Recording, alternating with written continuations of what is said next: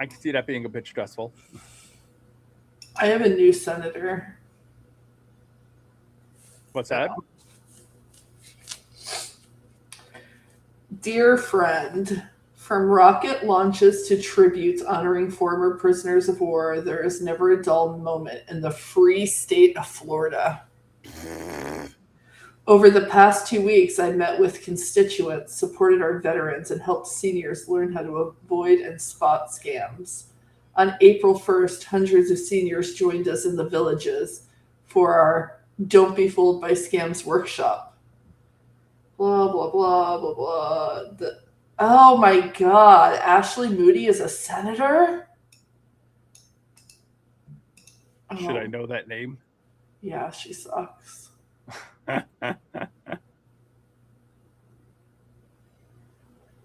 She's, oh my God. Can't say She, I'm familiar with the name. she was a Florida attorney general. Is she? Hi, everybody coming in. She's the person who took over for Marco Rubio. Wow. That's literally the first time I've heard her name. That's odd. She was the Florida attorney general. Like, She has not made. Sorry, she took over for Pam Bondi when she left. yeah. So basically, she's a grave hopper. She's really an asshole. Oh, then I'm sure she has quite the career in Republican politics ahead of her. She was the Florida attorney general during COVID. She's trash. I hate her. So she has a long, illustrious career failing up ahead of her. Yes, and I can't believe that. I don't know. I just haven't been paying. I've been really just into whatever I'm doing with my family because I didn't even realize that she was Marco Rubio's replacement. I live here. Very Sorry. distinguished. What's up, TV? Let me check. Oh, you're so funny. You have jokes. What? No, I ain't got no jokes. I don't know what you're talking about, yo. I'm on Substack and I saw that you commented to me, shush, middle aged woman. What? Me? No, I would never say such a mean thing. So funny. You're hilarious. Tee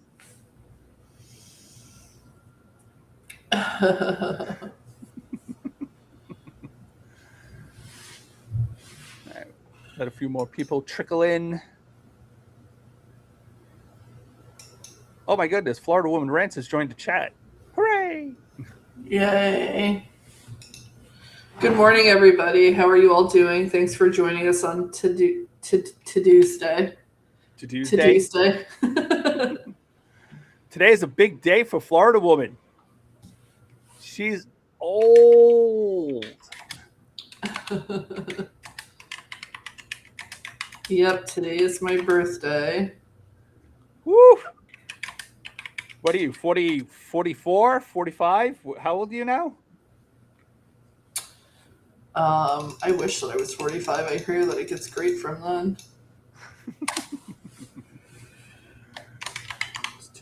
And well, next year I'm going to know everything, right? Life, the universe, and everything. Yeah, Mrs. Ogre had a complete and total mental breakdown when she turned 30. She lost her goddamn mind when she turned 30. Really? Oh, geez, it was terrible. She was literally crying about turning 30. I'm gonna be so old. Me and our friend Larry, we were roommates at the time, and we got her like a pair of the pen diapers and a cane and old stuff like that, and she did not appreciate it. But she was just so over the top about it. I was like, girl, it's 30. That's nothing. 9 years ago, you were just legal to drink. That was less than a decade ago. Calm down. When she got to 40, she was like, oh yeah, no, 40, who cares? Yeah, I actually don't really care about aging. I just like the banter with you. I mean, I don't know. I think I it's care a little bit. no, it's not something that I can control. So why would I stress about it? There's so many other things in my life that I can stress about. Aging is not one of them. I mean, I wasn't particularly excited when I turned 21. It was like, oh, I can legally drink. I've been doing that anyway for like the last 4 years because no one ever carded me because I looked like I was in my mid 20s by the time I was 16.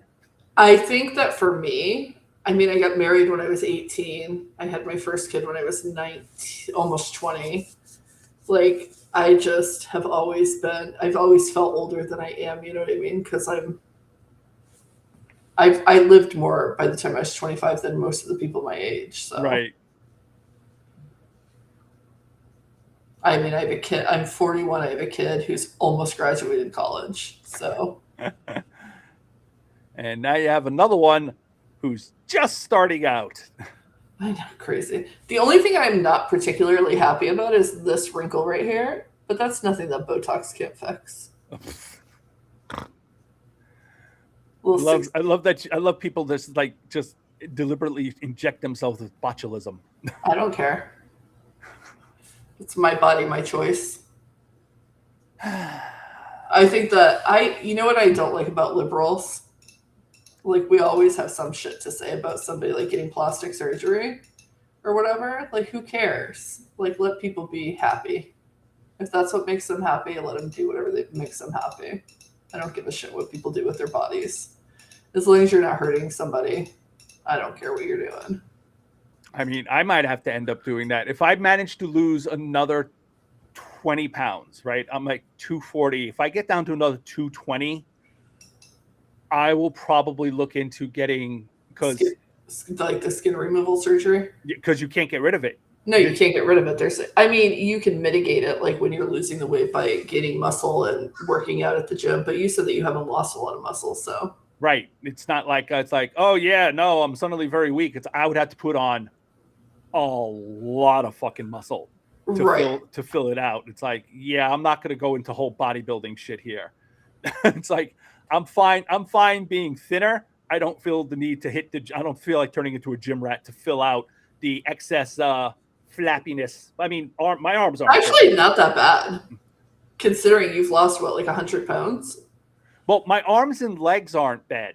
My arms and legs were never that chunky to begin with. You're right. You always had skinny legs. Yeah, it's my back and the front. That's the part that's like, that you just gotta find a plastic surgeon who doesn't make your belly button look weird.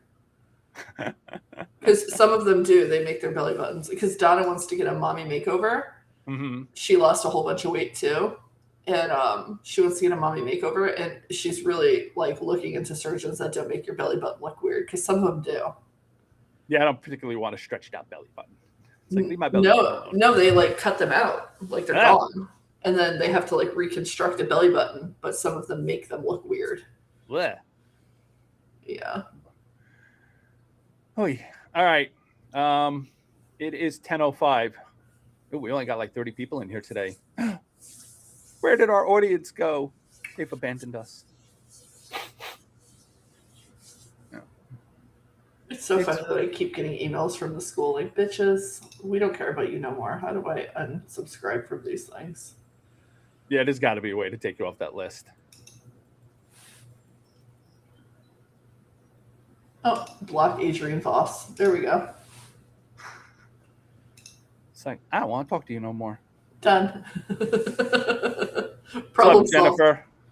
Hi, Sandy. Hey, Patrick. Hi. Good morning, Patrick. Hello, Jennifer. Hi, Sandy. Hi, Beth. I want to start doing I'd like to say hello, but how are you? But I figured like 2 people in here would know what that is. And I am not one of them. No. I mean, it was a show back in the late 70s called The Magic Garden. And I think it was only in like the New York area, like the tri-state area. I don't think it was national. I was obsessed with that show when I was a kid. Well, you know, when I say to people, that's the $64,000 question, like very few people know what I'm talking about. It was a game show back in the day.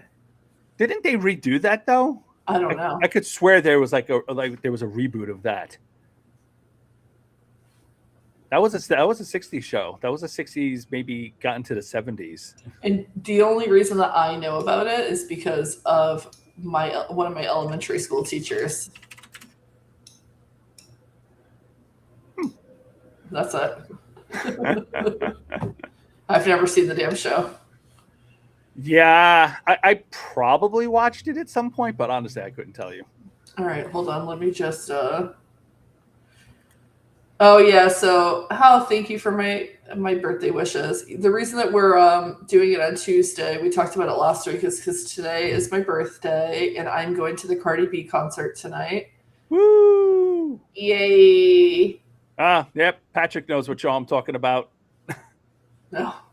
The Chuckle Patch. What the Was Chuckle that Patch like was Chuckle Patch was adorable. I'm gonna Google it. Hold on.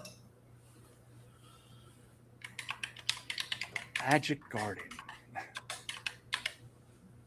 with Paula and Carol. there you go. Oh, okay. The Chuckle Patch is a little creepy. What it was like on PBS. What are you gonna do? Wasn't exactly a high budget show. Listen, I was a huge Barney fan when I was a kid. So was Lila. Huge Barney kid, like the OG Barney.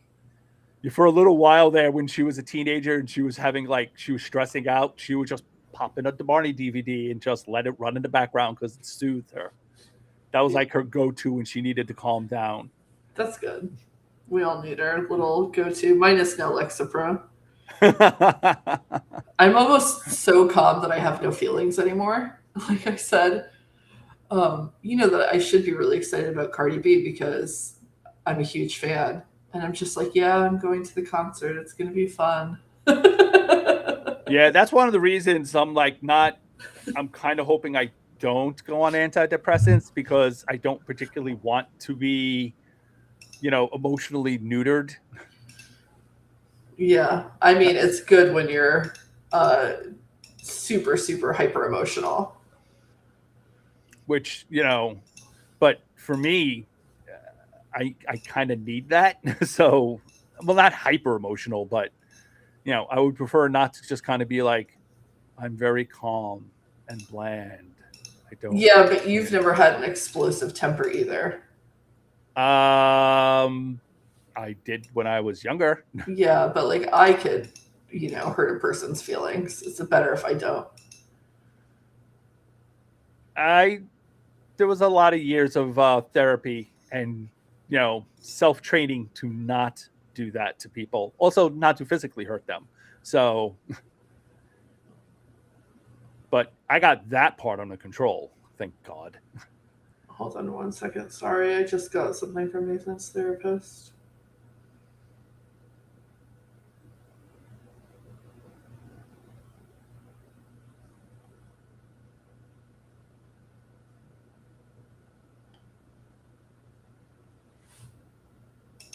Hope everything goes well with the husband, T-Ree. May the operation be minor. Oh, yes, me too. Good luck with that. I'm sure that it'll be good. And let me know when you're ready. Yeah, sorry about that. It was just... Okay, I'm good. I had to sign a document. I apologize. And I missed the email, so... Dun, dun, dun. All right. All right. Here we go. Woo! This is the Opinionated Ogre podcast. Hey, you're more than welcome to do the intro. I'll sit here and chill. No, I like to just tease you about it. I can do your voice at my sleep now. Oh, I'm sure Mr. Florida Woman loves that. It's like, God damn. This is the Opinionated Ogre podcast, your weekly rampage through current events with a little snark, a bit of foul language, and a lot of strong opinions. There are new episodes every Thursday, and they're not safe for work or polite company of any kind whatsoever.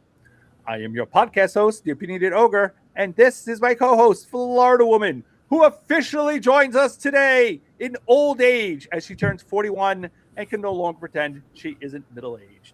Hi, Florida woman. Happy birthday. Thank you.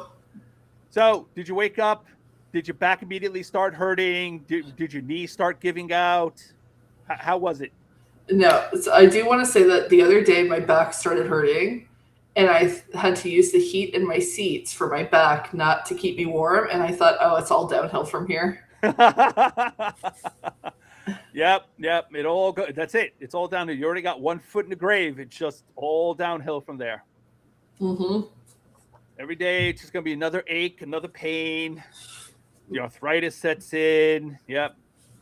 My back is a little sore today, but it's okay. I did lift like 100 pounds worth of stuff yesterday, so that's probably what that is. Boy, I don't envy you the journey you're about to take. You're on the journey. I know. I know it's coming for you. What do you think I'm trying so hard to lose the weight? It hurts less. I know. I thought about that too. I was like, because for those of you who don't know me, I almost died during my last pregnancy. And then afterwards, they gave me like a birth control injection in my arm. I can't think of the name of it right now, but I gained 100 pounds. Oof. Yeah. And I've always been so super active. So after I gained all the weight, I was climbing a mountain. I was like, oh my God, this is horrible. It really is. Like, you know, I gained an entire person and then I was like huffing up the mountain. I looked at my best friend. I had to walk up these steps because when you're hiking, if you're going down a lot, you're like, oh, this is going to be real bad coming back. So on the way back, I looked up at these stairs that I had hiked down and I went, just leave me here. I was like, I'll be up in a minute. And she's like, oh no, no man left behind. And I was like, oh, please don't walk up with me. I just need to be left. Let me just crawl up the stairs. As I'm like,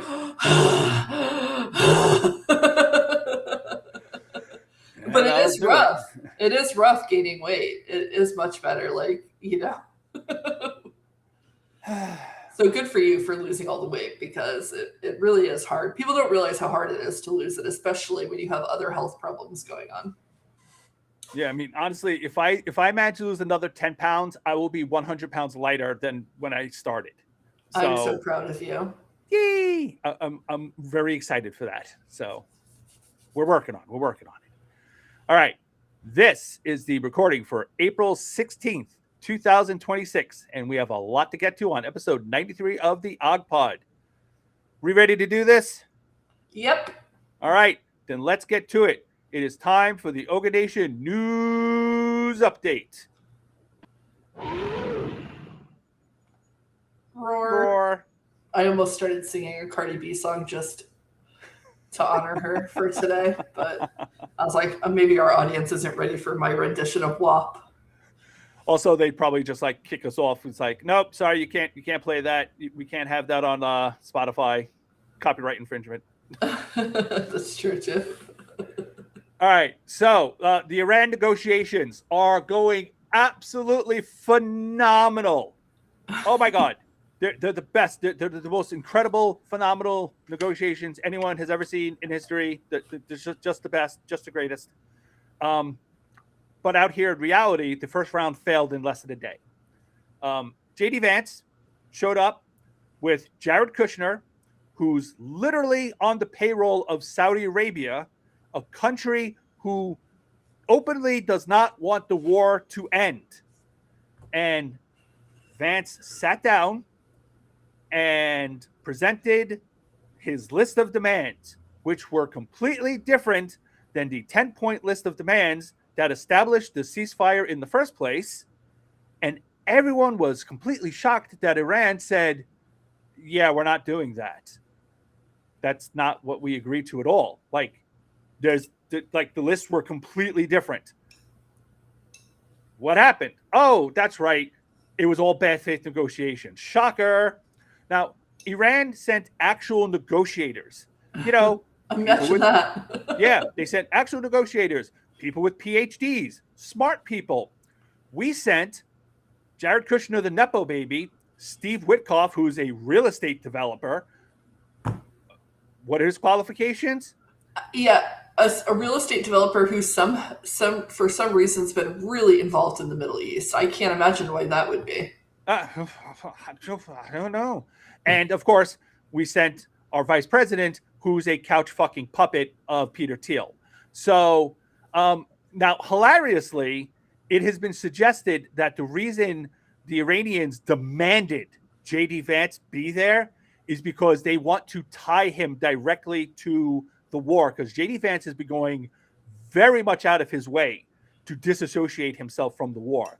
Like, he's been ducking and covering because not for nothing, it's true. JD Vance did not want to do this war.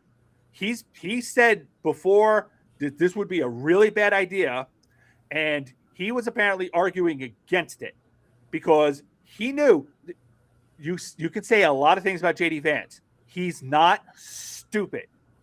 He's got no personality. He's ambitious to a fault. Like, he's a sleazy, slimy, backstabbing motherfucker. He is not stupid.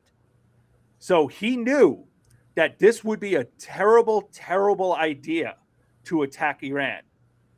And when we did it anyway, he did not want to be associated with it because he knew this was going to go very, very badly. And now he's getting dragged into it against his will because he can't say no, right? Not for nothing. When the president tells you, you're my vice president, get the fuck over there, you can't really refuse. That's your job as vice president, is to do what the president tells you, unless you're going to quit. And if you quit, you have no shot at becoming president, which is the only thing JD Vance wants. He's there to become president and run the country for Peter Thiel. That's his function. So now he's being linked to this whole mess, and that's it, right? He's got the taint of the Iran war on him, and that's going to carry forward into 2028, and he's not going to be able to shake it loose. He's going to be, I was against the war. And it's like, yeah, no one's going to believe that now. Sorry. Well, he actually has been going into meetings with donors and stuff and telling them, hey, like, this was never my idea. I don't agree with this. But unfortunately, when you're the vice president of somebody, you take on all of their baggage. And yep. Here we are. We saw that with Kamala Harris, who tried. And listen, do you remember how hard it was for Kamala Harris to separate herself from Joe Biden during the election because she felt like it would be disrespectful to him? Now, not that JD Vance would give a flying fuck about whether or not he's respectful to Trump, but he is afraid of the MAGA base. So he's never going to try to separate himself publicly. And if he did, Trump would destroy him. Exactly. And so would the base. The base is like, you betrayed Trump? You spoke ill against our Lord and Savior? And that would be the end of him. Our Jesus? He's out here healing people? How dare you? Yeah, and Patrick Hanley points out all the Gulf states that hate Iran have lined the pockets of, Jared Kushner and his family and friends.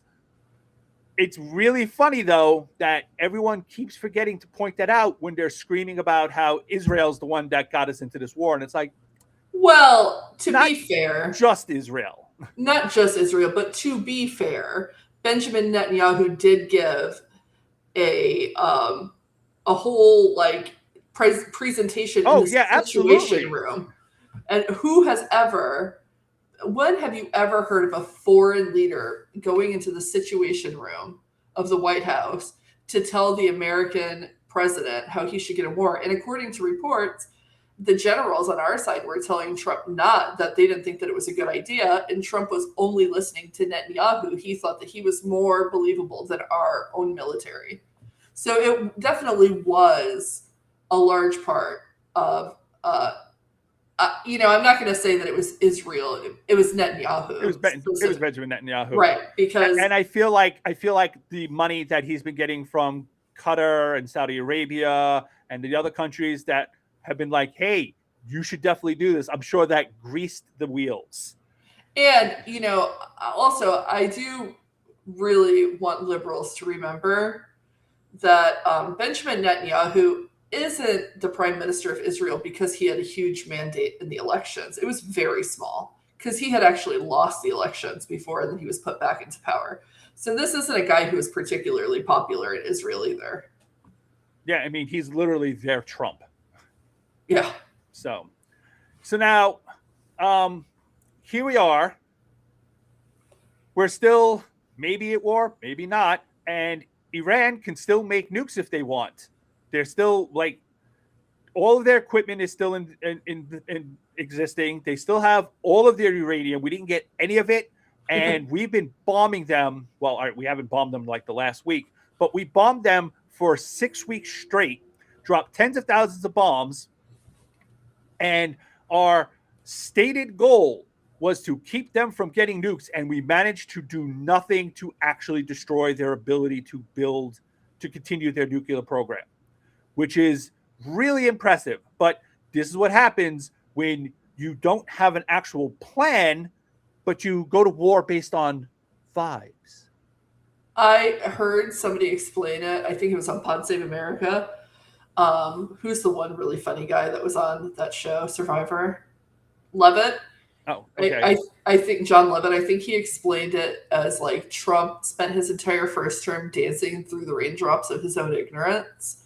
And it was only by the grace of God that we didn't get into something during the first regime, but it was a lot because we had guardrails then. We had people who were saying, no, don't do this. But now we have none of those. So the raindrop got him. And this is where we're at. It's unbelievable. Now, the press keeps talking about how, stopping Iran from getting nukes is a top priority of the Trump regime. But when they do that, they very rarely mention the fact that there was a treaty in place several years ago to prevent Iran from doing exactly that. And who was it that got rid of that treaty? Wait, hold on. Wait, hold on. I think it was Trump. I think you're right. Yeah, Trump got rid of that treaty that explicitly prevented Iran from pursuing nuclear weapons. So somehow that gets lost. It's like, so now the top priority is to keep Iran from getting nukes, which is where we were several years ago. Yeah. And we even had international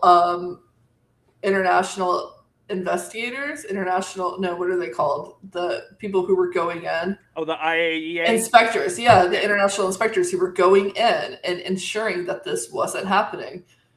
And Iran was letting them in. They were like, yeah, they were letting them in, yeah. Because they didn't want to work on a nuke. It's expensive, it's fucking annoying, and it puts a target on their back. And they were like, if you will give us concessions, if you will stop busting our balls so much, we will happily not do the thing we weren't already doing.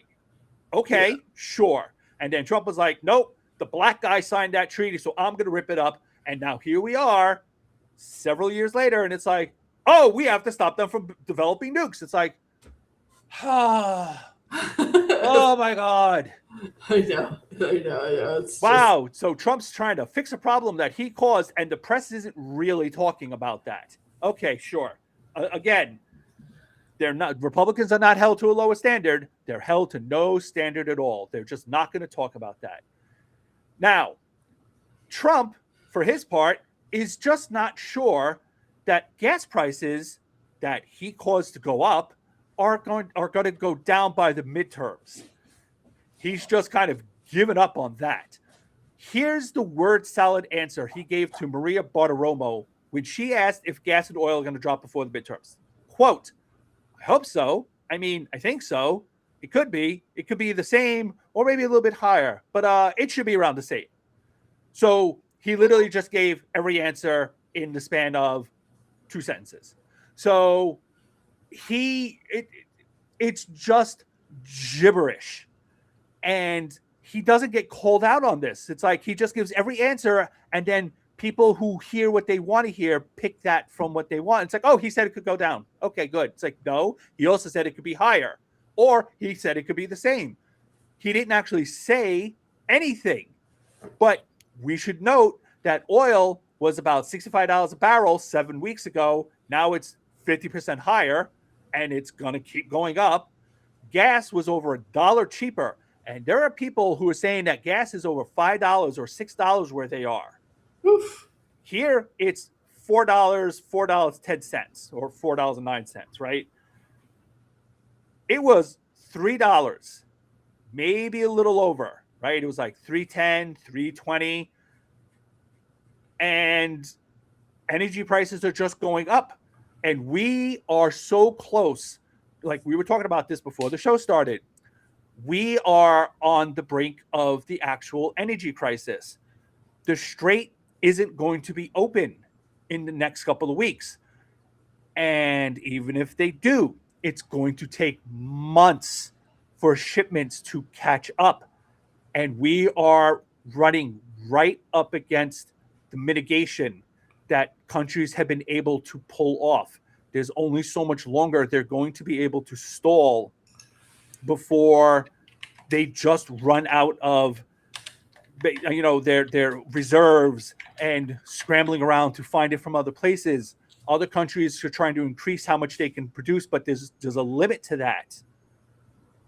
And when that happens, there's going to be the oil shock, the real one, that's going to hit everywhere, including us.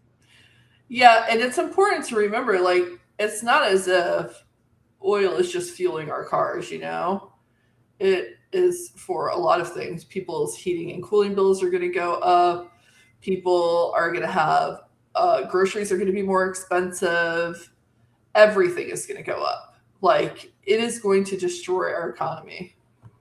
The economy is already being destroyed, but this on top of his tariffs, on top of higher like steel prices, we're just in a bad place.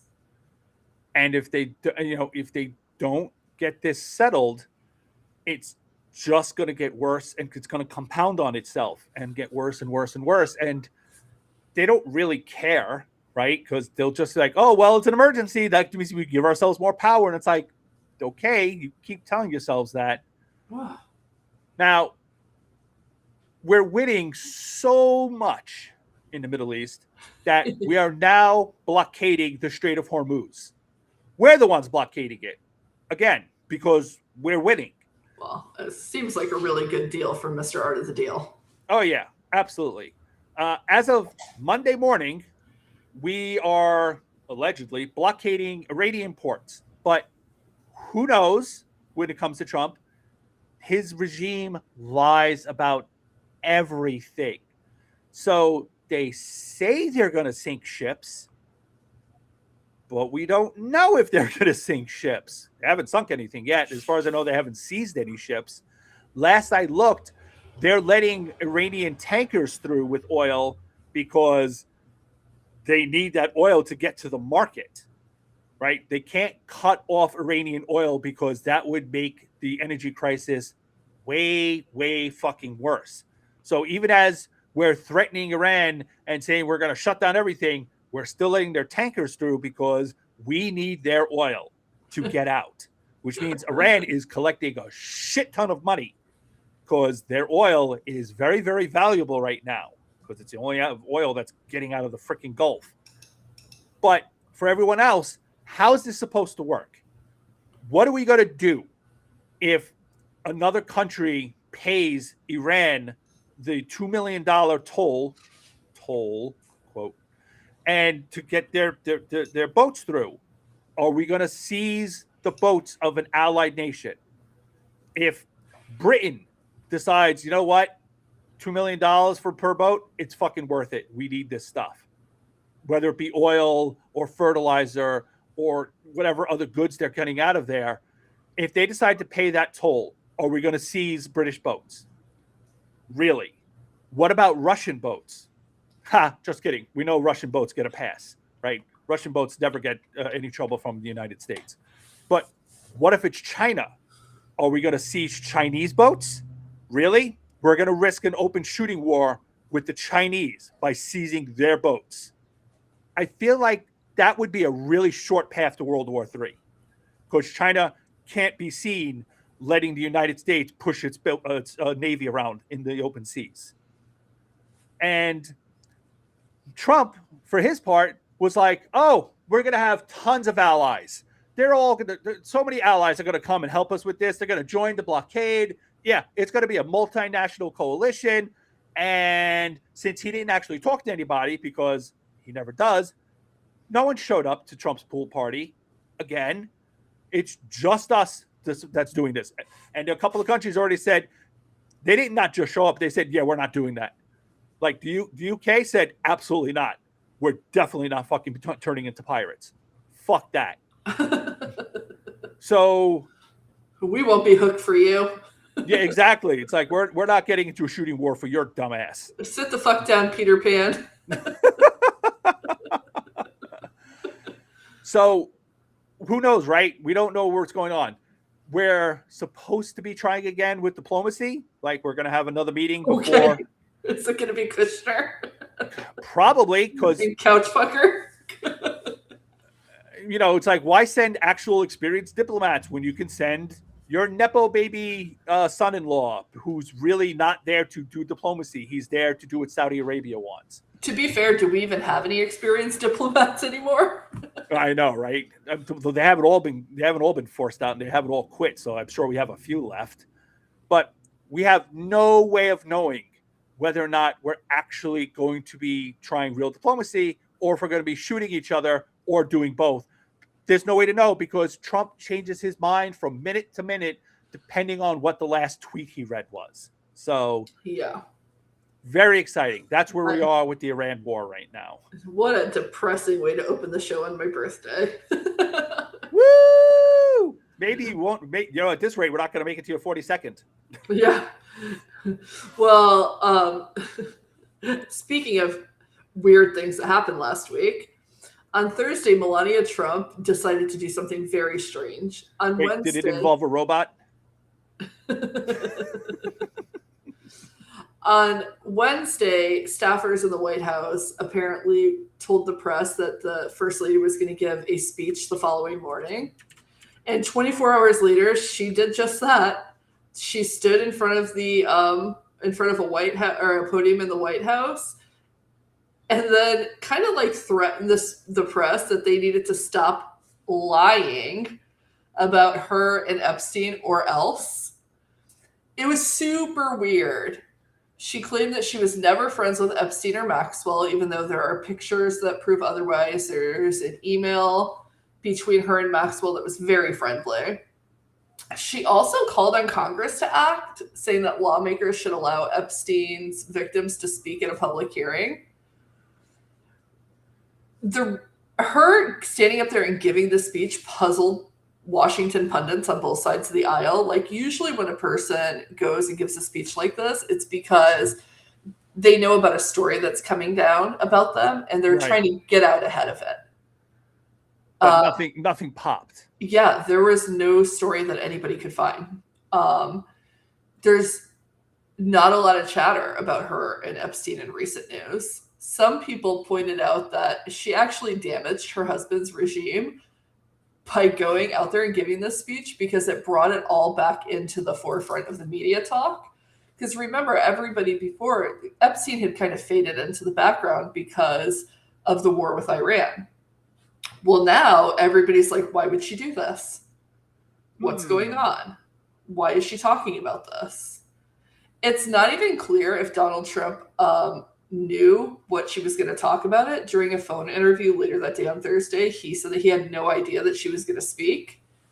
He also told the New York Times that he didn't know, and an unnamed White House aide said that the president refused to watch it in real time. Which doesn't surprise me. They have such a loving marriage. It doesn't surprise me, because we are talking about the guy who knocked down the East Wing where his wife's offices were. Fox News' Jackie Heinrich told her viewers that she was really puzzled. Said that she was trying to understand why Melania gave the speech. And she said, quote, "It came out of left field," and that she had not gotten any clear answers about why it happened. CNN's,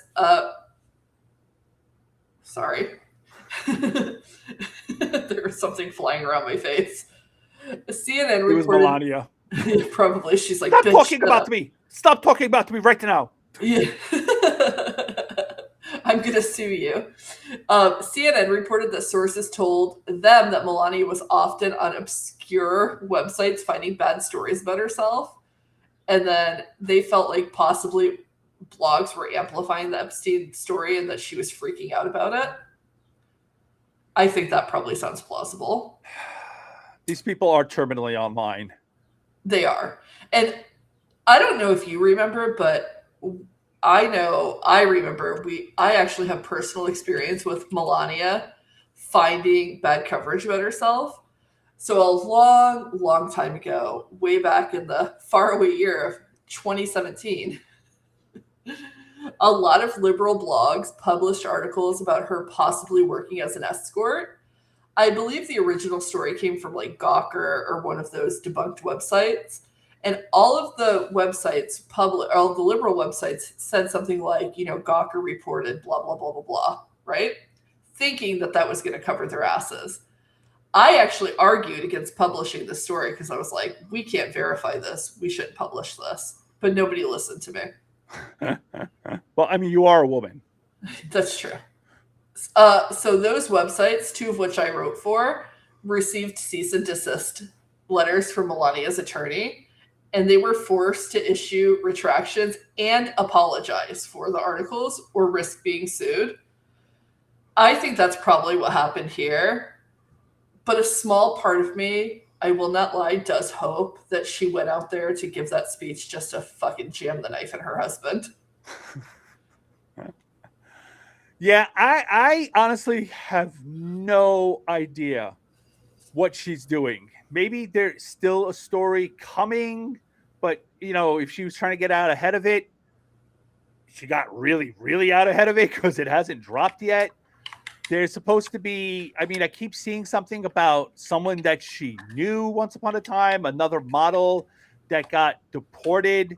The way, crap, I forgot who it was. There was another person that it was, she had, her husband worked for the regime and she got deported because there was a custody battle. They did something like that again. But this was someone that Melania knew, and she has, supposedly tea to spill, but I haven't seen any real coverage of it. I've just seen stuff on Substack, and I don't know how true it is. I don't know. I have no idea what she's doing. And as far, I don't know. And it was weird. It was weird that she went out and gave the speech.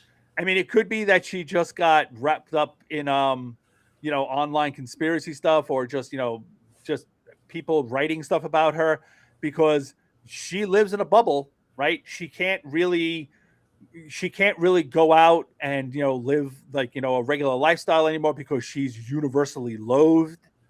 And what else is she going to do all day? Yeah, and her son is in college, right? And he was her whole life. He was her whole life. If nothing else, she does seem like she did focus a lot of her attention on her child. She's not like Donald Trump, who just like kind of had kids and was like, fuck it. Right. It's like, have someone else raise my kids. She was very hands-on. Yeah. And apparently incredibly protective of him to, the point where people are like, maybe you should, back off a little bit, but who cares, whatever, as long as she's involved with her kid. So I think that she probably was just, in it. She was just seeing these news stories and just couldn't take it anymore. Whatever. So that's her problem. Yeah, I don't care. She's a racist piece of shit anyways. I don't care. Do you? Well played. So, on to the story that we don't really want to talk about, but we have to because we are not Republican pieces of shit. By now, you all know that Representative Eric Swalwell has suspended his campaign after being accused of sexual assault and harassment. There are text messages to corroborate the allegations against him that appear anyways to corroborate the allegations against him. 50 former staffers released a letter on Sunday that stated, quote, the allegations reported by the San Francisco Chronicle and CNN are serious, credible, and demand accountability. The former staffers went on to say, "We stand unequivocally with our colleague who showed extraordinary courage in coming forward to share her truth. We believe her." Another letter was released by current staffers who denounced the congressman and asked people to forgive his employees who stay on for financial reasons. Swalwell has denied the allegations against him and claimed that he's being thrown under the bus because of politics. We at the Og Pod are unconvinced and believe that he should resign from Congress immediately. Yeah, pretty much. Now, originally, I was going to say something about Swalwell not leaving until Tony Gonzalez does, but as of yesterday, they both announced that they're both leaving. So I'm fine with that. Bye. Adios. Sayonara. Fuck y'all. Yeah, I will say that I was shocked about the Swalwell allegations because, we like him or liked him. We don't like him anymore. But, you know what? It is what it is. I don't care. Sometimes sometimes your heroes turn out to be pieces of shit. And I've been posting for the last couple of days. It's like, because people are just like, oh, we don't know. This could be a setup. Blah, blah, blah. It's like, this is not a hill to die on. Oh, no. I said that about Cuomo, too. And Franken. I got eaten alive by people when I said Al Franken should resign. Eaten alive by liberals. And then, all of these other women came forward, and I was like, see? Yeah, it's just not a hill to die on. It just isn't. No. But one final thing I did find interesting about all of this is, do you guys remember when Bondi was fired a couple of weeks ago? And there was a narrative in the press that she had warned Swalwell about an FBI investigation. Everybody assumed that it was about his relationship with the Chinese spy. But I was thinking, what if it was actually this? Because the DOJ is now investigating him for allegedly hiring an undocumented nanny, which, as far as I'm concerned, is kind of a bullshit investigation because, hello, Trump had undocumented people working at Mar-a-Lago, and there's no investigation against him. Right. But apparently him and Bondi did have a friendship, but they both denied that she warned him about anything. But I don't know. It seems like maybe this was that. And I don't know. I just thought it would be ironic if Bondi was trying to protect another sexual predator, alleged sexual predator. I mean, it would be right in her wheelhouse. Yeah. So, I don't know. What a week, right? Time. All right. Well, it's time to move on. On to headlines for short attention spans. Your favorite section. My favorite segment. Now, here's an article for the Washington Post. Here's the title. Trump, sounding like Biden, says he deserves more credit. That already was like, oh, this is going to piss me off. So here's a bit of the article. In full damage control mode after receiving the worst inflation report of his second term, President Donald Trump's White House stressed that critics were looking too hard at the wrong things. Instead, aides on Friday pointed to pockets of improvement, lower prices for some goods, tax cuts, and falling drug costs, as evidence the broader picture was being missed. The argument that the administration's record is stronger than the public recognizes has become a familiar one. Former President Joe Biden made a similar case at the end of his term, a rare point of overlap between two leaders who have spent over a decade attacking each other's policies and fitness for office. So, how do I put this? Fuck you, Washington Post. Okay? This is such both sides bullshit. I can't. I was gonna write an article about it, but honestly, it just would have been fuck you, fuck you, fuck you, fuck you, fuck you, like 600 times in a row. Just playing the Lily Allen song, "Fuck You Very Much." Exactly. It's just fuck you, fuck you. Anyway, but this is so fucking insulting. So there's a few subtle differences. Biden's economy actually was improving. It wasn't even. It wasn't getting to everybody that it needed to get to, but it was improving. And the press never stopped lying about that for 4 fucking years. All we heard about was, is a recession coming? I'm dead In a serious. recession? If you go back, right, you can do a Google search for, 2021, 2022, 2023, 2024. If you do a Google search for each year and you type in, are we in a recession? You will find multiple headlines for almost every single month in every single year of Biden's presidency asking about, are we in a recession? Is a recession around the corner? The country thinks we're in a recession, et cetera, et cetera, et cetera. And the entire time, the economy was improving. At no point did the economy stall or start moving down or start collapsing. The economy steadily improved for 4 years straight. And then, after it was clear that Trump was going to win, all of a sudden the press was like, Biden's economy is amazing. It was like, you know what, man? Right. Fuck you. So, yeah. So Biden's economy was improving. And while it didn't get to all the people it needed to get to, it was improving and it would have gotten to them sooner or later. Now, that doesn't help them at the time, but if the press had not been lying about it nonstop, they would have done something to help those people. But they didn't want that. The press didn't want those people helped. They wanted those people angry, so they would vote against Biden and Harris. Now, here we have Trump's economy, which stalled after the first 4 months because he was riding Biden's coattails, but immediately destroyed everything. So after the first 4 months, it's been in a decline since then. And the press has been lying about that for the last 6 months because they don't talk about a recession constantly anymore. They don't talk about the economic decline anymore. They just talk about other things. You don't see constant headlines talking about recession like you did under Biden, which is a really stark contrast considering this economy is really, really damaged and getting worse by the fucking day. This is the Washington Post trying to equate Trump, a fascist, demented monster, to Biden, a decent, rational human being who actually worked to better the country. And the reason they're doing that is, one, they want to make Biden look worse to justify what they did to him, but also they need to make Trump look better. They're always trying to whitewash Trump.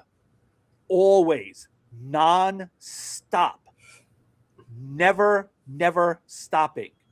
And if they can both say that, well, both of them were attacking each other's fitness for office, and who can say if any of that stuff is true? That way they do not have to talk about it. They can just say, oh, that's just politics. Just ignore that stuff. It's just politics. Just move on. You can't really talk about Trump being, suffering from severe dementia. His health is declining. He disappears every 6 weeks for 3 or 4 days. Those are just political attacks. We can't engage in that sort of thing. That's all they did under Biden, but they won't do it for Trump. Because both sides, both sides. Siderism on steroids. So the Washington Post, run by Jeff Bezos, a fucking bootlicking billionaire, they can just go eat a bag of dicks. Yeah, a very large bag. Moldy, rotten dicks. Yep. As we always say, Republicans aren't held to a lower standard. They're held to no standard at all. Exactly. Fucking assholes. So anyway, speaking of a no standard guy, Trump has promised to pardon his staff members because, that's what you totally do when you're innocent. Oh, absolutely. Raw Story reports the Wall Street Journal reported on Friday that Trump has repeatedly promised top administration officials blanket pardons before he leaves office, often joking about it in meetings with senior staff. quote, I'll pardon everyone who has come within 200 feet of the Oval, Trump said in one recent gathering, drawing laughs. The radius, sources told the Journal, appears to be expanding, as an earlier version of the quip put the distance at just 10 feet. He's like, not you, bitch, but maybe you. So just a reminder, during his last term, he did not pardon everybody when he left office unless they paid him. Or, they were really close to him, like that stupid Steve Bannon motherfucker who literally stole from his supporters. Trump also doesn't give a shit about anybody but himself. He doesn't have any loyalty to any of them. The Supreme Court gave him presidential immunity, so he doesn't care what happens to anyone else. But it is important to remember, this is why we had such a problem with, Biden giving pardons to everybody. Now, I want to be clear. Biden gave pardons to people who were innocent, and he knew that they would be attacked by the Trump regime because the Trump regime is full of rabid, partisan hacks who don't have any moral standards, who don't believe in the law, who just want to attack people who don't agree with them. So Biden was like, hey, I don't want that to happen to you. Let me give you pardons. And it wasn't even a matter of he was worried that they would end up in jail. He was just worried that it would cost them hundreds of thousands or millions in legal bills. Exactly. Because, not every staffer has money to pay for those legal fees. And we did see that. People having to hire attorneys, and they complained that it was hurting them financially. Trump, on the other hand, is actually committing crimes. His regime is committing crimes.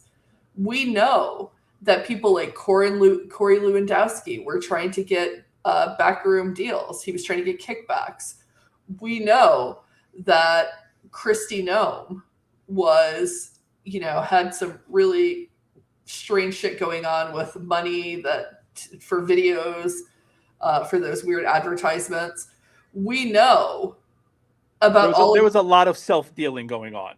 Yeah, we know about his sons. His son Eric, who's running the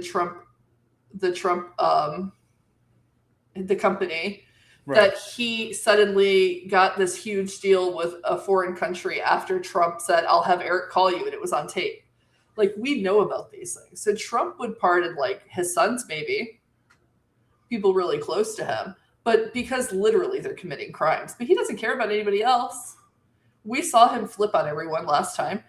He was supposed to be super close to his former attorney general, but pushed him out after he didn't agree with the January 6th thing, and then started ranting about him. He has never shown any loyalty to anybody. So I don't know. He has none. You have to be loyal to him, but he doesn't have to be loyal to you. Right. And that he would 100% throw them under the bus if it meant saving himself. So I hope that they're not counting on these pardons. But if he were to give them pardons, it would mean they would still have to testify if they were called in. Not just because they weren't going to go to prison for it doesn't mean that they don't have to speak before Congress. So it's not going to charge them, or it's not going to protect them either from state charges. So I don't know. It's very stupid. Well, personally, I hope state AG, the state attorneys generals come looking for all of them, because not every crime is a federal crime. These guys were doing stuff all over the country, and those state AGs should show up and be like, okay, you're mine, motherfucker. Yeah. There has been huge no bid contracts. They haven't followed presidential records laws, all kinds of stuff. You're correct. Blech. All right. Now, Trump went out, and because he's been whining and bitching and moaning about Pope Leo, and he put out a screechy rant about Pope Leo, and he said Pope Leo's weak on crime because Pope Leo said war is bad. He's the head of the Catholic Church. I don't understand. I don't fucking know. Then he tweeted a picture of himself as Jesus healing a sick man that looked oddly like Jon Stewart. And No, you're a liar. He wasn't Jesus in that picture. He was a doctor. yes, well, that was afterwards. But now the goal of that picture, right? He's Jesus healing a sick man, and this is after he and his party cut almost $1 trillion from Medicaid, right? Which is going to shut down God knows how many rural hospitals and deprive God knows how many of his own voters of health care. This is going to kill tens of thousands of people a year. But he heals people. He's a healer. Yeah. And they're looking to cut Medicare too, because these wars don't pay for themselves, baby. The press, for their part, was like, wow, that's odd. La, la, la, la, la, la, la, la, la. But there was enough people on the right who, I mean, people on the left were like, that's fucking crazy. That's so goddamn fucking blasphemous. But there was a lot of people on the religious right that were like, whoa, whoa, whoa, whoa, whoa. We're more than happy to say you're like Jesus. You don't actually get to say you are fucking Jesus. And remember, this is actually, and this happened, a week after he threatened to blow a civilization off of the face of the earth, which on Easter, which a lot of people on the religious right were also pissed off about. Yeah, it's like, maybe don't do that on Easter. Yeah. So there were a lot of people on the right, on the religious right, that got really like, oh, no. We don't do that. And Trump, there was enough of a blowback that Trump deleted it, which again, he rarely deletes a tweet when there's pushback on it. And his excuse was, I thought it was me as a doctor. Okay. I thought it was me as a doctor and doing the Red Cross thing. I didn't realize. And it was like, motherfucker, ain't no doctor dressed in robes with a glowing hand. What the fuck are you talking about? It's like, that's not even a lame excuse. That's just stupid. Do you know what this picture reminded me of? Have you ever been to like a hospital that's run by Catholics? Like in Florida, there's Baycare. And when you go into these hospitals, there's pictures on the walls of Jesus Jesus just being in the photos of like people doing random normal things. Like there was one where a person was sitting down and playing a piano and Jesus was standing behind him. Or there was one where like kids were running in a field and Jesus was standing behind them. Stuff like that. Like that's what that picture reminded me of. It's very, very stalkery. The weird pictures on the walls of Baycare. Yeah, but he had to back down. But that's a very, very bad sign for Trump, because like a year ago, they would have praised him for being such a visionary and so bold. And my God, he's so Jesus-like. Now they're like, yeah, you know what? I don't know. You're not Jesus. Don't try to be like Jesus. No. So he's not losing his grip on his base, but they're not nearly as enchanted with him as they used to be. Not nearly as enchanted. And that's a really, really bad sign for a cult. At least not the money people. At least not Billy Bob down the street who loves Donald Trump and has his name across the back of his pickup truck still loves him. But all of these like religious leaders, they realize that he's a lame duck. And they're like moving on to the next person. Yep.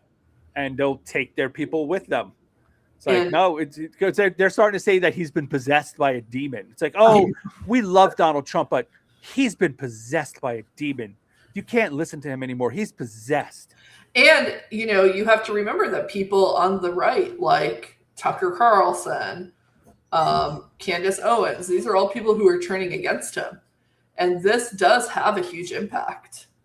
Well, they're trying to figure out, they're trying to build the post-Trump coalition. Because they understand. Yeah, they know 2028 is the end of Trumpism, right? He's going to lose. He's not going to have any power, and they need to move forward, because when the midterms in 2028 come, Trump's going to try to stage another coup. He's going to lose, and they're going to be like, oh, we were never a part of Trumpism. No, we're the real right wing. We're the true conservatives. We can't be associated with that. We never supported him. We don't know anything about this. You can't hold us to blame. Just vote for us in the next election. We had nothing to do with Trump.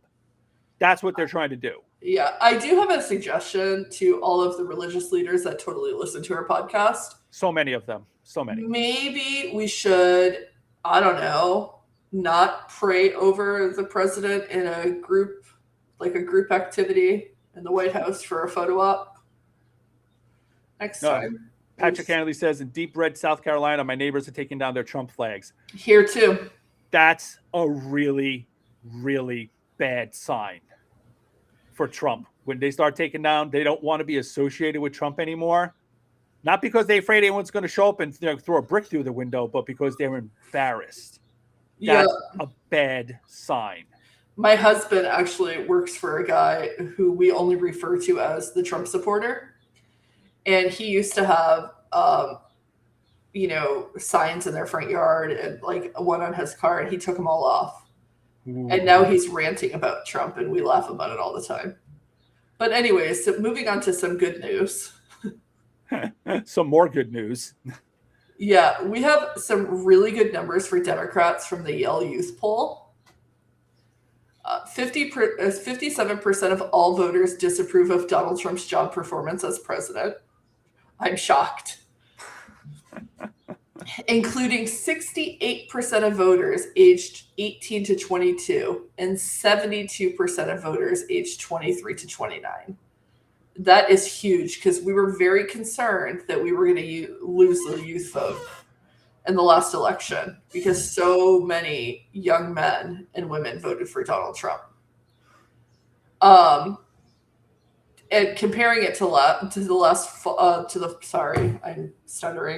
Comparing it to the fall 2025 poll, Trump has lost the most ground with women under 35 and men under 30. Woo! Maybe there is hope after all. Voters aged 18 to 22 are Democrat plus 23 points, which is yay. And voters aged 23 to 29 are plus 30 for Democrats. Jesus. Whew, that is a big, big number for us. We love that. Compared to the fall poll, Democrats have gained the most ground with women. Did I already? Oh, no. I'm like, did I already say this? Democrats have gained the most ground with women aged 18 to 45 and men ages 23 to 34. So I just want to say, like, this, again, is a big deal because these are the demographics that we were most concerned about moving forward. You know, we always kind of thought that millennials would be the saving grace and Gen Z would save us. And then the last election scared us a little bit. So this is good for us. And it's also a reminder that boomers are fucking dying. And maybe we are going to save the world. I know I'm still a millennial, even though somebody keeps calling me old. Millennials are getting old. Sorry.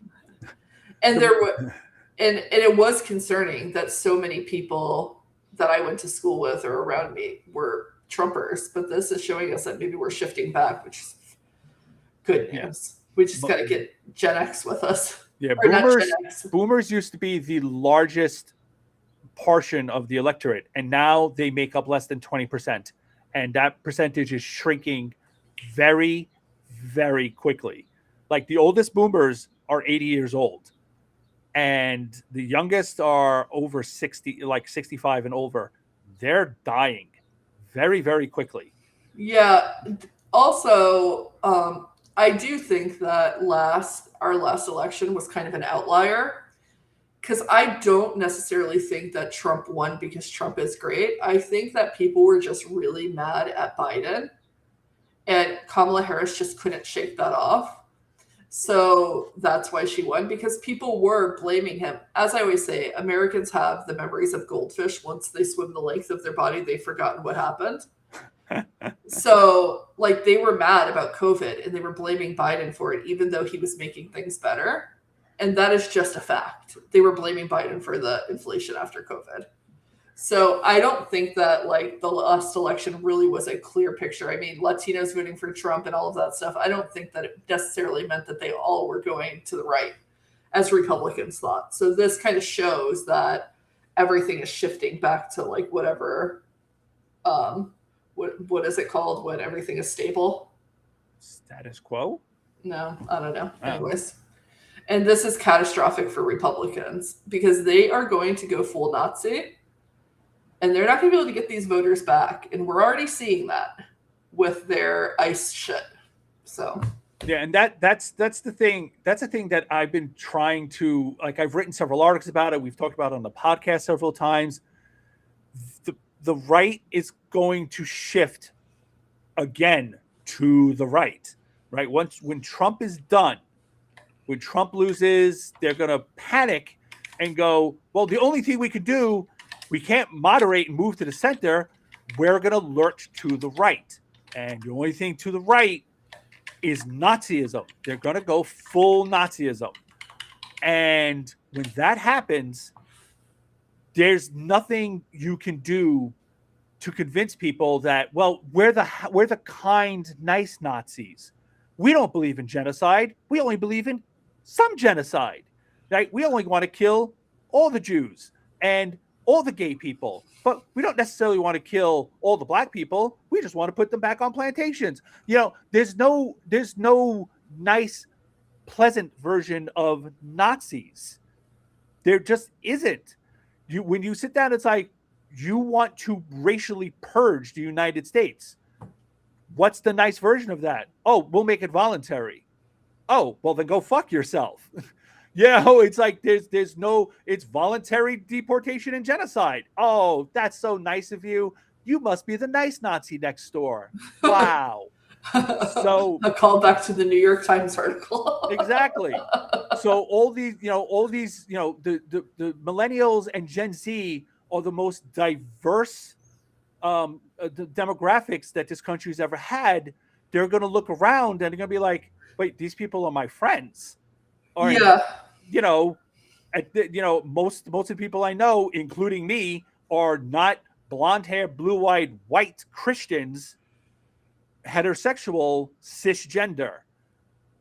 I prefer not to end up in a concentration camp. Why would I vote for that fucking party? Sure, I don't love Democrats. I'm not going to vote for the fucking Nazi. He's not talking about himself, guys. He loves Dems. So no. Also, just to interrupt you, in the last election, there was a lot of talk about the Latino shift to Trump, and the press was all like, "Oh, Democrats have always treated the Latinos like a monolith. They've always treated Hispanic voters as if immigration was the number one priority, and blah blah blah blah blah." And they care about the economy too. They don't just care about immigration. And Republicans were like, "Yeah, that's right. They care about the economy. The economy is important. Immigration isn't their number one issue." No, but immigration was an issue for most of them, right? It might not have been their number one issue. They might have been, concerned about jobs and economic growth and, their education, stuff like that. But that doesn't mean that they didn't care about immigration. It just wasn't their number one priority. And when you start going into their neighborhoods and ripping apart families and they're being racially profiled, immigration becomes real fucking important very fast. Yeah, even for first generation Americans. They taught Latinos. They're teaching Latinos, because this isn't going to stop for the next 2 years. They're teaching Latinos the lesson that black people learned. Racist white people will never accept you, and Republicans are racist white people. It's that simple. They hate you. Democrats may not be perfect. They may not be saints, but Democrats do not hate you. Right. Republicans do. All right, let's wrap this up on the highest of high notes. Viktor Orban from Hungary, the dictator of Hungary, and his far-right Fidesz party were crushed by Peter Magyar and his center-right TISA party.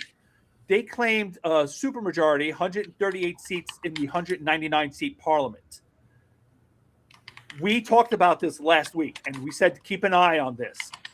We were wondering Orban was going to lose. And we were wondering, were they going to try and cheat with the election? Were they going to try to rig it? Were they going to, just try to cancel the election, have the courts overthrow it? Were they going to just send tanks out into the street and start shooting people and just declare democracy over?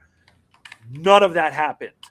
They lost so badly that Orban just conceded within hours of the polls closing. Yep. This was phenomenal. Now, Magar is a center-right politician, right? He's a conservative.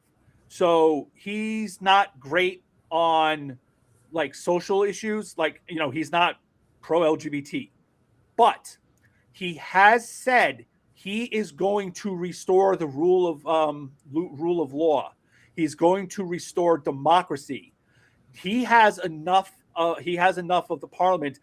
They can change the constitution because they have that ability. That's how they can do it in that country. They are going to rewrite the laws to make sure that what Viktor Orban did when he came into power cannot be done again. They're going to they want to purge the government and media of Orban's bootlickers, right? The stuff that Trump is doing here, where he's having his billionaire buddies buy the media and he's filling the government with bootlickers. That's what Orban did. Like, we're copying Viktor Orban's playbook in Hungary. Yeah. And Magar has vowed to undo all of that, which is going to be a very steep climb because the entire system's been just corrupted by 16 years of Orban's just disgusting autocratic nastiness. And can I just interrupt and say, you know, when Trump was elected, we talked about this a lot.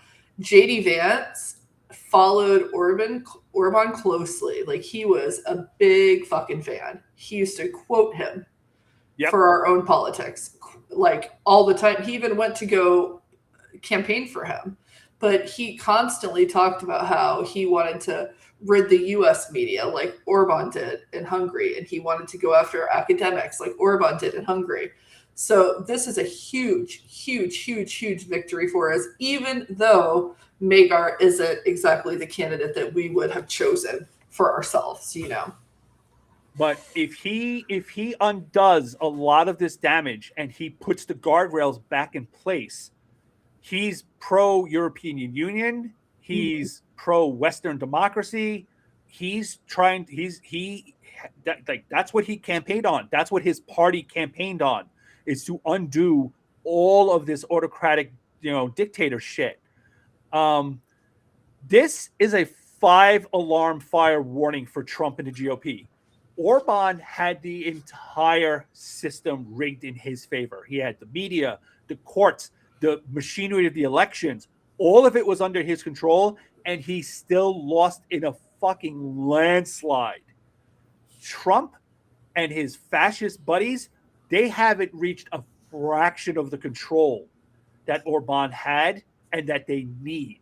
And the blue wave coming for them is just as bad, if not worse, than what we just saw in Hungary. Younger voters overthrew a dictator because this whole thing was powered by younger voters. And remember, people, the press and right and the alt-left, they constantly send out the message: your vote doesn't count, your vote doesn't count, your vote doesn't count. They try constantly to get younger voters to throw away their vote, stay home, vote third party, not show up. And we just saw your vote counts.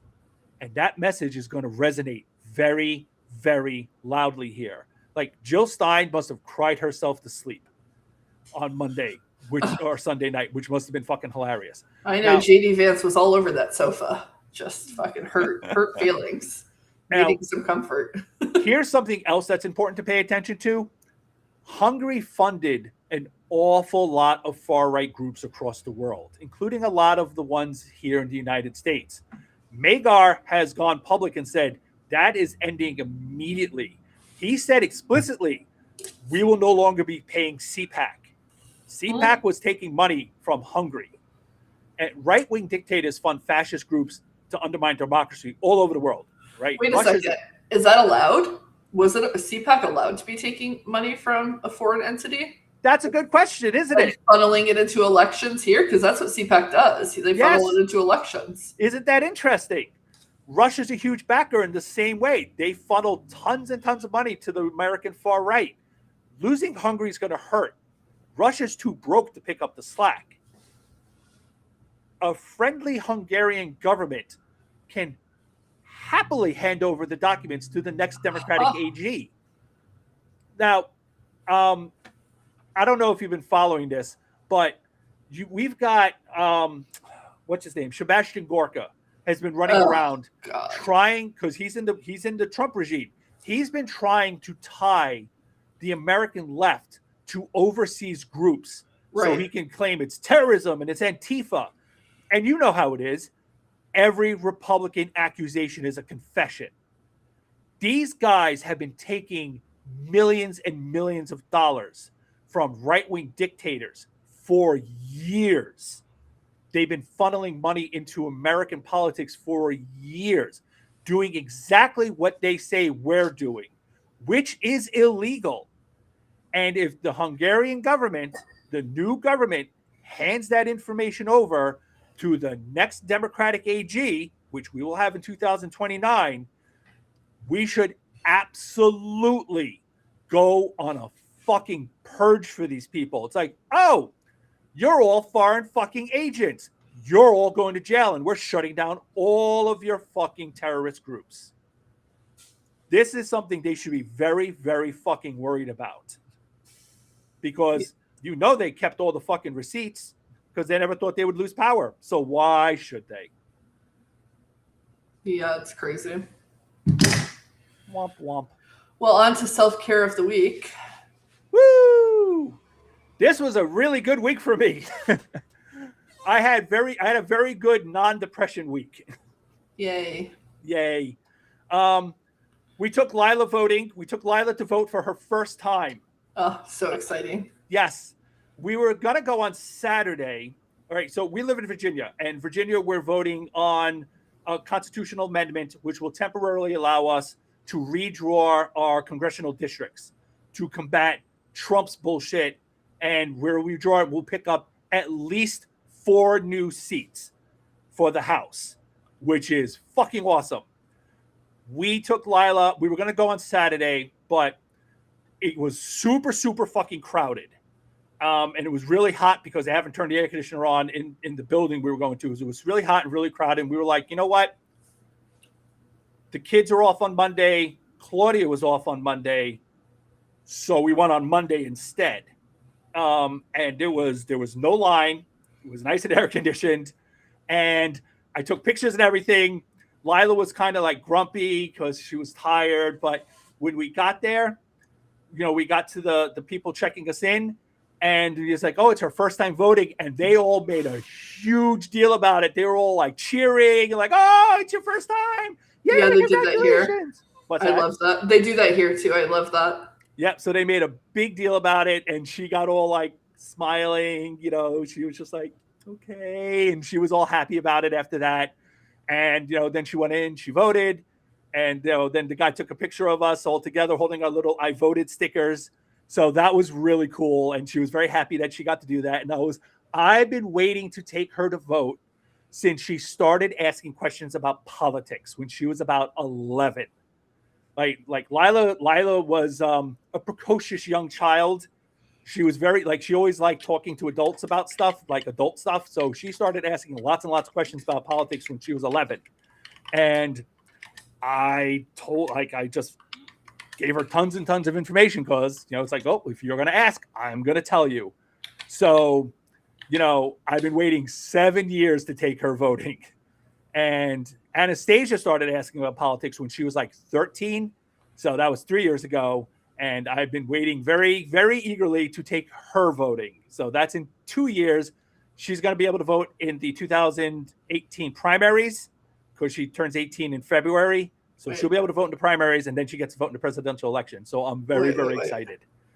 You said 2018 primary. Oh, sorry, 2028. But other than that, so if you've been reading and following me on Substack for the last couple of weeks, I've been struggling with a lot of depression concerning Lila going away and Lila growing up and all of that stuff. Um, Part of my anxiety has had to do with Lila's girlfriend, June. Um, I have been really, really concerned. June is very quiet and reserved. She's trans, so she's not super comfortable around adults that she doesn't know. And I have, I say hello, I say goodbye, but I haven't had a chance to really connect with her. And I've been super, super stressed about this because I don't know, like, I haven't had a chance to really talk to her. I don't really know anything about her. I mean, I know about her, like Lila's talked about it, but I haven't really had a chance to connect with her. And normally I wouldn't be in a rush because it's like they just started dating like a month and a half ago. Yeah, it's like been a month and a half. And it's like, I've got plenty of time, but they're leaving in the summer. They're both going to school together, thank God. But I don't have a ton of time. So I've been really, really stressed about this. It's like, what if they go away before I make any kind of connection with June? I'm going to be super stressed about this. What if she doesn't like me? What if we never make a connection? And I know it's all in my head. I know it's all in my head. But that's depression, right? Depression and anxiety, or just they tell you things that even if you know it's unreasonable, it doesn't matter. You still feel the stress and anxiety.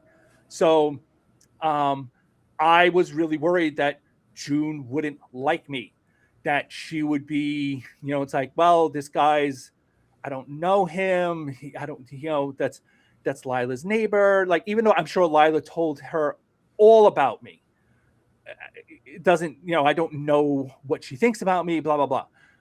But this weekend, I think it was Saturday. Yeah, I'm pretty sure it was Saturday. Lila asked me, she sent me a text, asked me to take a picture of my comic book shelves, right? I have like a bunch of comics lined up, like a whole bunch of graphic novels. And I was like, okay. So I took the pictures and I said, I'm assuming this is for June. If she wants to borrow anything, she's more than welcome to. And she said, yeah, no, we were watching Invincible. It's a cartoon based on a comic. It's on Prime. It's very violent. It's also very good. And she was like, she might want to borrow something. And we like texted back and forth about that for a few minutes. And then we settled on, she hasn't read The Crow by James O'Barr, which is like one of the greatest comics ever written. It's amazing. I had shown that to Lila when she was 13, and she thought it was one of the greatest comics ever made. She was in her emo phase, and she loved it. And she was like, oh my God, she has to read it. And I was like, yes, she does. So I lent her the Crow. I have like the special edition graphic novel that I bought so Lila could read it. And the first two graphic novels of John Constantine, because she knows John Constantine from the regular DC comics. And I was like, these are very, very different than what you're familiar with. This is the adult version of John Constantine. It's very violent and very, very dark. Just be prepared for that. But, we talked about it for a few minutes and she borrowed them. And that's, we made that connection. And I spent the next hour with a big, stupid smile on my face. I was like, I'm in. She likes me. She accepts me. We talked, it's like, yay! I was very, very excited about the whole thing. So It was like, that's one anxiety that I can put to bed now. So that was like, oh, thank fucking God. Hey, is The Crow like the movie? The movie's based on the comic. Oh, I love that movie. And oddly, so I read the comic before I saw the movie, and you know how most of the time it's like, it's not as good as the source material. Yeah. The movie, so the comic is really good. It's really good, and it's gorgeous, right? It's beautiful. It would not have made a good movie as it was. It's the same basic story. They get killed, he comes back, revenge. But it's a very basic story. It works great in a comic book, but it would have been very shallow as a movie. Right. The movie, they remember like the whole Hell's Night, the Hell's Fire, and those characters, that whole thing. That's all just in the movie, and that whole extra storyline makes the movie so much better than the comic, which is very unusual. They added this whole extra layer to it that just made it a much deeper story, and it works perfectly. It's such a good movie. It's sad that Brandon Lee died while making that movie. I know. We watched when I watched the movie, I was like, my God, how they actually made it better. And I love the comic, and they actually improved on it, which is so rare. It's so that never happens. Yeah, it's rare that an adaptation is better than the source material. But I still read and love the comic. But my God, that movie's amazing. Well, I'm so happy that you have an in with June. I think you're good now. Yes. She's going to keep borrowing comics, and I'm just going to... I've got like a whole bunch of her. We're going to see a whole bunch of like new books stacked behind him during the pod. He'll be buying new comic books. I'm literally buying more John Constantine because I don't have the entire series. Like I just have... There's like a storyline that runs through it. I have those. I never got the ones in between because I never needed them. I just wanted the main storyline. But it's like, she wants to read them. I will get them all just so she can read them. I'm not going to tell Lila that because she'll be like, oh, you shouldn't be doing that. It's like, fuck that. If she wants to borrow comics, I will buy the comics for her to borrow. That's funny. I'm happy about that. I know how it is to get to know your kid's girlfriend. I mean, I'm going to a Cardi B concert tonight with my kid's girlfriend. Yep. Which brings me to my self-care of the week. Today is my birthday. I'm very excited. We are recording this on Tuesday. I am going to the concert tonight in Sunrise. For those of you who don't know, I'm a huge Cardi B fan. I'm such a huge Cardi B fan that during the delivery of my second son, the medical staff was trying to get my blood pressure down, and they go, pick some music. And I was like, Cardi B. And they were like, okay, I guess. And they put Cardi B on, and it was like this really inappropriate song. My doctor walked in, and they were like, oh, I don't know. She wanted it. And then all of a sudden, Cardi B said, eat my ass like soup. And I said, turn it off. My baby can't be born to this. And the nurses still remember that. I'm a huge fan, so I'm very excited about going to the concert, though I'm not excited that it's 3.5 hours away. But, you know, whatever. It's going to be fun. Also this week, I watched a movie called Christy, and it was based on the life of Christy Martin, the boxer, the female boxer, who really put female boxing on the map. Oh, I thought you were talking about the Stephen King movie. I was like, really? You just watched that? No. So this movie was really good. Apparently it came out last year, but we didn't hear a lot about it because the star of the movie was, who was that girl that was in the American, the jeans ad? You know, I have good jeans. Oh, Sydney Sweeney. Sydney Sweeney starred Christy Martin in the movie. So the movie promotions kind of got drowned out by that whole controversy, which I think is a shame. Not because she got criticism for that, because, you know, that whole thing was very stupid, but because the movie was so good. You go into it thinking that it's a movie about boxing, and it is kind of, but it's also a movie about domestic violence. And it was very hard to watch, but I do think that it's important for people to watch it because it just shows that you could be the strongest person, you know, one of the most famous female boxers in history.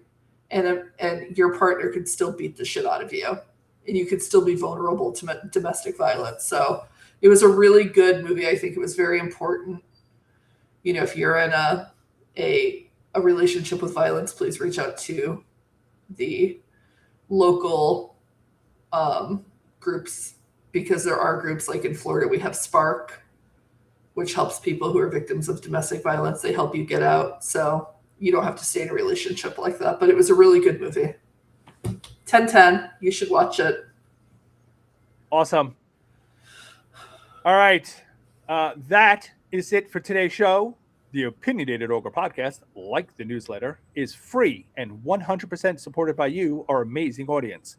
We have no advertisers or sponsors, so please consider becoming a paid subscriber for only $5 a month or just $50 a year. If you would prefer a one-time donation, we now have a PayPal button for your convenience. Yes, and thank you to everybody who has voted. Thank you to everybody who has donated to our PayPal account. We appreciate all of you. You really keep us going. Help others join the Ogre Nation conversation by sharing the OgPod on the social media platform of your choice and giving us a 5-star rating on Apple Podcasts or wherever you're listening. You can find me on the Opinionated Ogre on Substack, Blue Sky, and also on TikTok. Florida Woman, where can our beloved audience find you besides at the Cardi B concert? You can fight me. Well, I guess you could fight. I guess you could fight me.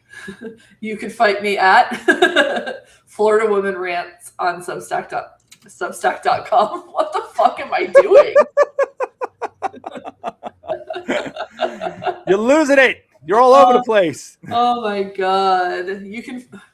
Good Lord. I'm done. It's fine. We're going to keep all of that in for you guys because I love you. The next Blue Wave is coming November 3rd, 2026. Just 200 days until we storm the beaches and stomp the Nazis into the dirt. They cannot stop it.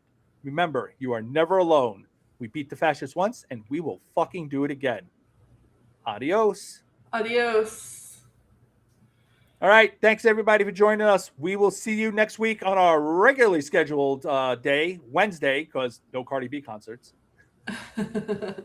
Florida Woman, happy birthday to you. Thank you. I will do all of the editing. That's my early birthday gift. Well, it's not early. Today is your actual birthday. But I appreciate that. Thank you so much. I am going to go and get ready. Yep. Go have fun. And I will see you later. Tell me how it is. I will. Bye. All right. Bye.